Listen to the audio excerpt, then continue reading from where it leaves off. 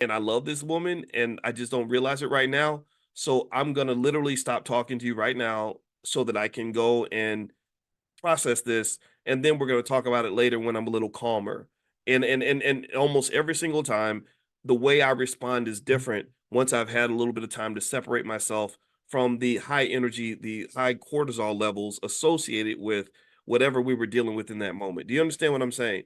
Right? And because here's what does happen though, is that people that want to extract things from you, whether it's a politician trying to get your vote or a corporation trying to get your dollars or whatever it is, they're trying to get you in that emotional state. They're trying to drill, jab a knife right into your vulnerabilities. They're pouring salt on your childhood wounds to get you to have that emotional reaction, which will lead you to get up off of that money, to get up off of that whatever. Like so, if you listen to a lot of politicians telling you who you should vote for and why, they love to use fear. They love to scare the hell out of you, and I think they're tapping into something that's going to lead you to make an emotional decision. So I would say to you that if you can manage your triggers, I think I found that that really goes a long way to being able to be successful in every area of life.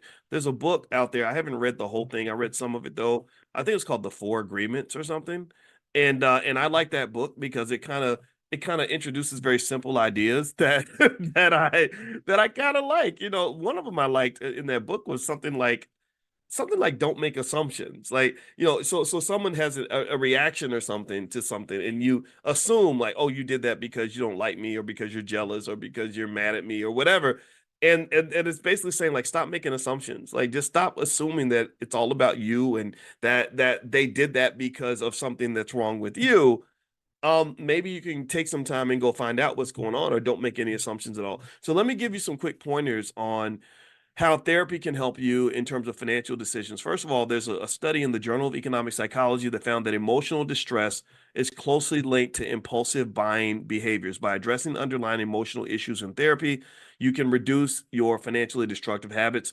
Also, it therapy can improve your decision making under stress. So a lot of times when you get into a conflict or get into an argument, when you are under that kind of stress, it can cause you to destroy a relationship that might have been beneficial to you financially or whatever the case may be. I've used examples of like music groups that are making lots of money together, but one day they just have a big argument, and next thing you know, this person isn't talking to that person, and they can't reconcile because there's no desire to reconcile. So the Journal of Psychology and Aging shows that individuals under stress tend to make riskier financial decisions. So therapy can teach techniques like mindfulness and cognitive reframing, which improve decision making under high stress situations. Also, therapy can improve communication and conflict resolution. That's a big one. A lot of us end up alone, struggling by ourselves because when something does go wrong in a relationship, we don't have that ability to communicate and resolve conflicts. That's why I believe the Nation of Islam is a great group for us to learn from, because I know for a fact I've never actually explicitly asked anybody. I think I kind of casually asked about it, but I have no doubt that they have a protocol for how they handle conflicts and disputes. Then the protocol is critical because it can help avoid situations where gossip or bad feelings or somebody's feelings being hurt can destroy a relationship. You get together, you talk about it, you work it out, you figure out what's going on, and then you kind of form your conclusions from that.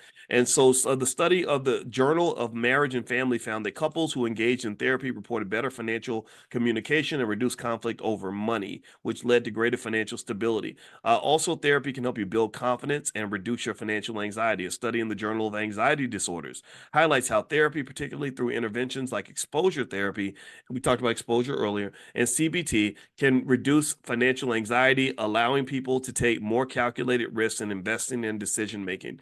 And that's true.